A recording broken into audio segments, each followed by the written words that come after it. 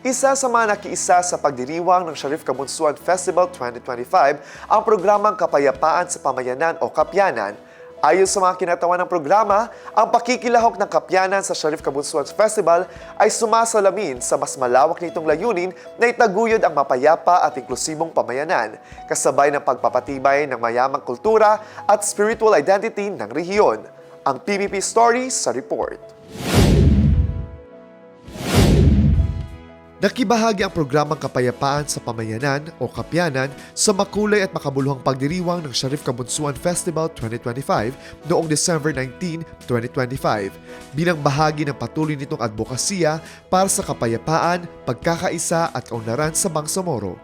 Sa temang Grounded in Faith, Strengthened by Culture, Driven by Transformation, ginunita ng pagdiriwang ang pagdating ni Sharif Muhammad Kabunsuan at ang paglaganap ng Islam sa Cotabato City. Isang mahalagang yugto sa mayamang kultura at spiritual identity ng rehiyon.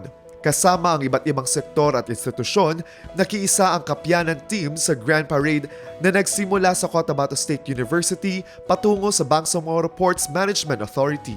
Sinundan ito ng taunang Ginakit Fluvial Parade kung saan itinampok ang mayamang pamana, sining at tradisyong Moro sa pamamagitan ng makukulay na bangka at makasining na pagtatanghal. Nagpatuloy ang selebrasyon sa isang grand pagana na ginanap sa People's Palace na nagsilbing sentrong pagtitipon ng komunidad. Dito binigyang diin ang kahalagahan ng pagkakaisa, pananampalataya at pangangalaga sa kultura bilang pundasyon ng sama-samang pag-unlad ng Bangsamoro. Ayon sa mga kinatawan ng programa, ang pakikilahok ng kapyanan sa Sharif Kabunsuan Festival ay sumasailalim sa mas malawak nitong layunin na itaguyod ang mapayapa at inklusibong pamayanan.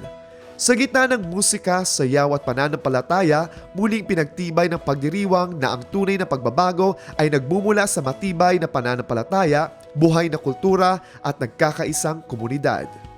Marcus Uy, iMinds Philippines.